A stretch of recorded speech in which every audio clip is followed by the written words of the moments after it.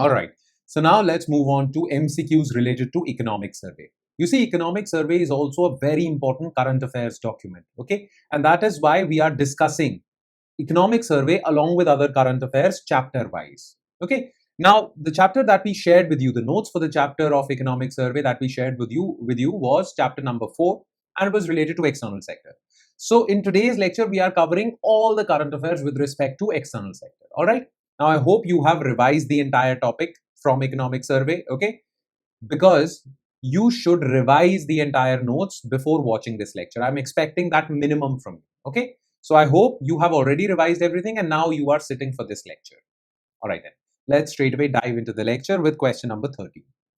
So in the context of global economy, the term geostrategic globalization refers to a shift where trade is primarily dictated by elimination of all tariff barriers to achieve hyper-globalization, national security, technological sovereignty, and strategic autonomy, total replacement of multilateralism with bilateral barter trade system, dominance of global South nations in setting international trade rules. Okay, so you see, we were living in an era of globalization. Okay, and in globalization, there was free trade, free movement of capital, and free movement of labor also. People can move to and fro across borders. But now this globalization is suddenly dying out. Countries are now not opting for globalization. They want to have free trade agreements, free movement of capital, labor, everything, but only with those countries with whom they are comfortable with. Okay. Now, all these globalization tools are looked at from the perspective, from the lens of national security, technological sovereignty, and strategic autonomy. You won't have a free trade agreement with China. Why? Because China would destroy your national security by dumping goods into you, okay, and exploit your economy.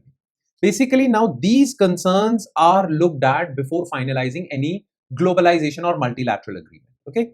This is known as geostrategic globalization. Every country is doing so. So the answer to this question would be B. India is also doing so. India banned various apps. India has strict foreign investment rules for Chinese investors, all these things, because of these concerns only. All right. So B. Next. We have done this though. With reference to connector countries mentioned in the economic survey, consider the following statements. These countries act as conduits between rival geopolitical blocs like USA and China. India aims to position itself as a connector country to serve as an export platform in global value chains. Connector countries typically experience shrinking FDI flows as they try to bypass tariffs. Now listen to me carefully. USA and China are strategic rivals.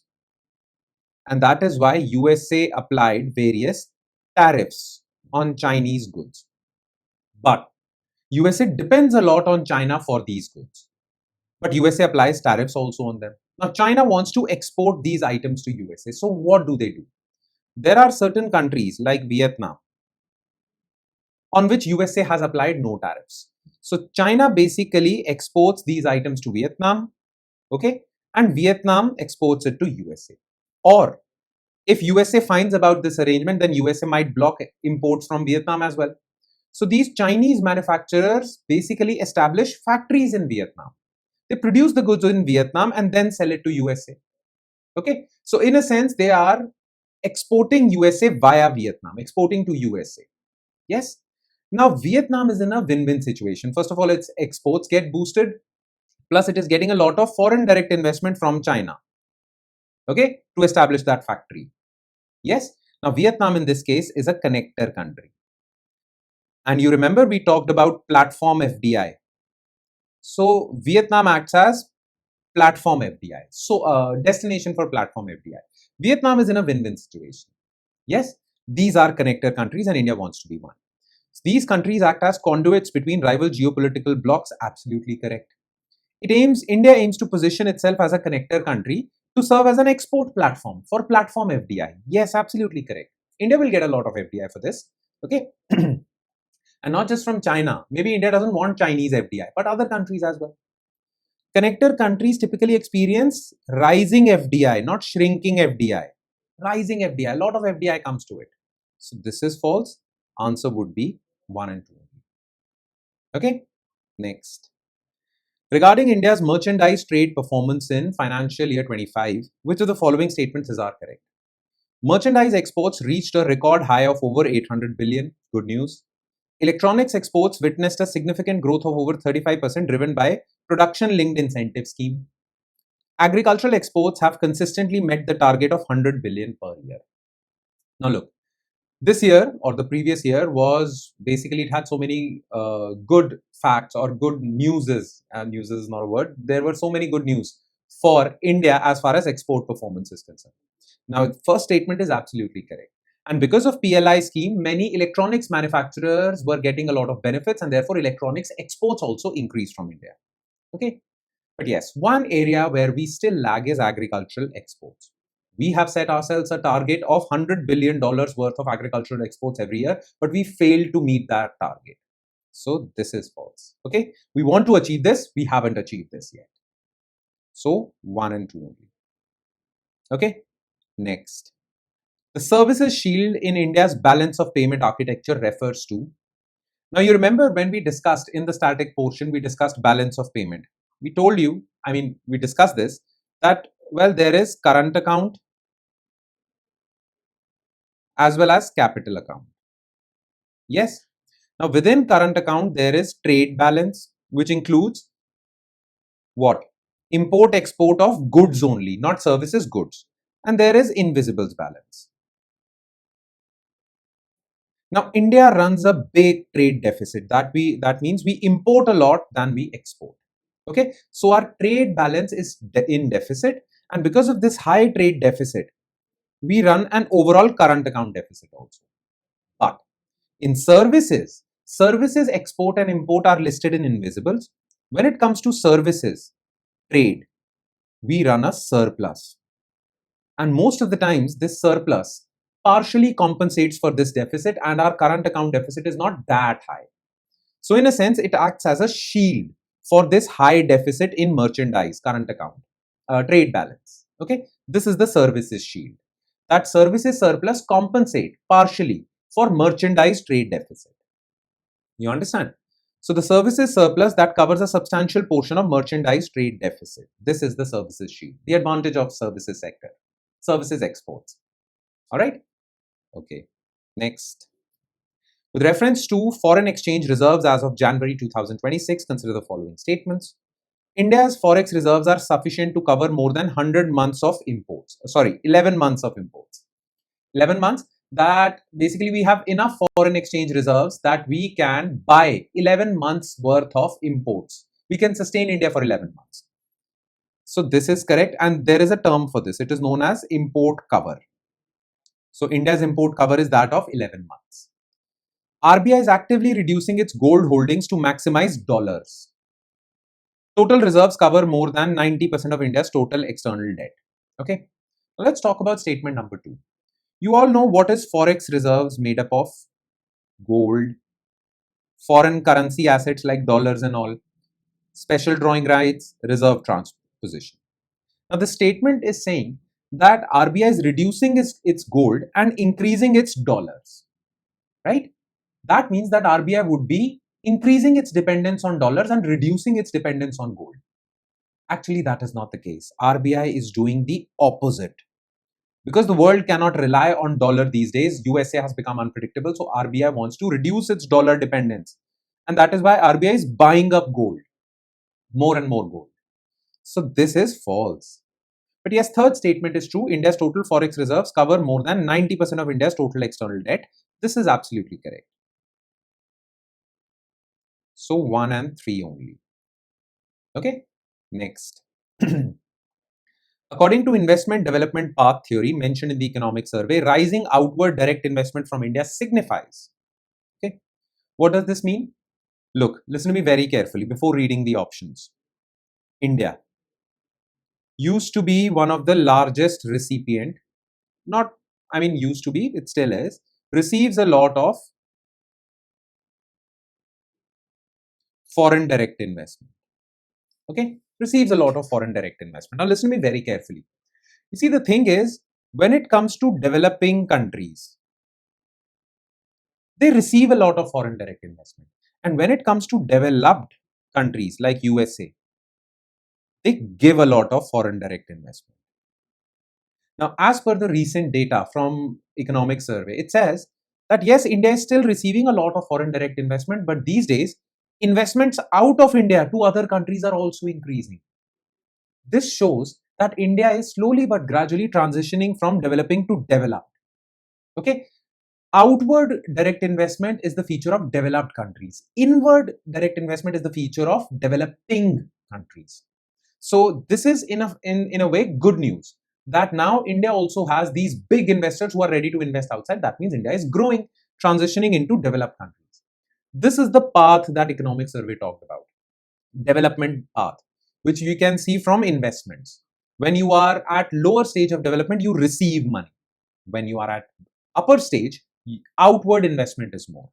So, transition of a country from being a net receiver to net investor as it develops. This is the path that Economic Survey was talking about, and India is moving on that path. Right? Next.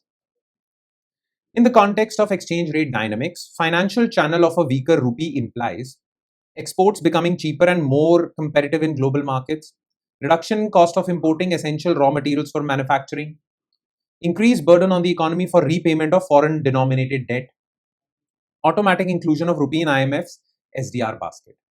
So look, your exchange rate means that sometimes your rupee appreciates, sometimes it depreciates. Now, if we talk about India's trade, import-export, which is trade channel, okay, then when rupee depreciates, our exports become competitive and we can increase our exports. So this is all about trade channel. In trade channel, this happens. But on the flip side, imports also become expensive and it is costly to import. This is the downside. The upside is exports become competitive and you can export more. This is when we talk about trade channel. Now, if we talk about financial channel, well, it talks about investments and borrowings. Now, if India invests or if India receives a lot of debt in dollars, okay, let's suppose India pays $1 million. Just a second. Just a second. Yeah. India pays $1 million in interest payments every year. Now, if $1 is equal to 50 rupees, that means India is paying 50 million rupees in interest payments. But if $1 becomes 90 rupees, that would mean India is paying 900 million rupees every year. So without increase or decrease in interest rate, India's interest payments have increased because India borrowed in dollars and now rupee has depreciated vis-a-vis dollar. In financial channel, a depreciating rupee makes your debt servicing, debt payment costly. Okay. Increased burden on the economy for repayment of foreign denominated debt. This is the financial channel we talk about. C. Right? Simple. And last, which of the following strategies does the Economic Survey recommend India to move forward in its structural shift? What should India do to change the structure of its economy for its own good? Protecting upstream industries like steel, chemicals with high tariffs to support domestic producers. Harmonizing tax and custom valuation to resolve conflicts in transfer pricing. Increasing reliance on state level reforms for providing infrastructure and land. So yes, third statement is right. We want to reform state level policies, okay? And states should be given this job of conducting reforms rather than always center, government of India conducting these reforms top down. So this is there. Yes, you want to harmonize your tax and custom valuation so that, well, there is no tax harassment to these foreign investors. Yes. Now you need to know what are upstream and downstream industries. When you open a factory, you need raw material. The factories that manufacture that raw material are upstream, and the factory that manufactures finished goods are downstream. Okay, downstream industries. So those who manufacture steel and chemicals upstream, and those who manufacture chairs, tables, TMT bars, all these which are using steel as raw material, those are downstream. Okay. Now the problem is that if India puts high tariffs on steel and chemicals, that means imports of steel and chemicals would become expensive. This would definitely help Indian steel and chemical makers, but would harm downstream Indian industries. Why? Because most of these downstream Indian industries import steel and chemicals.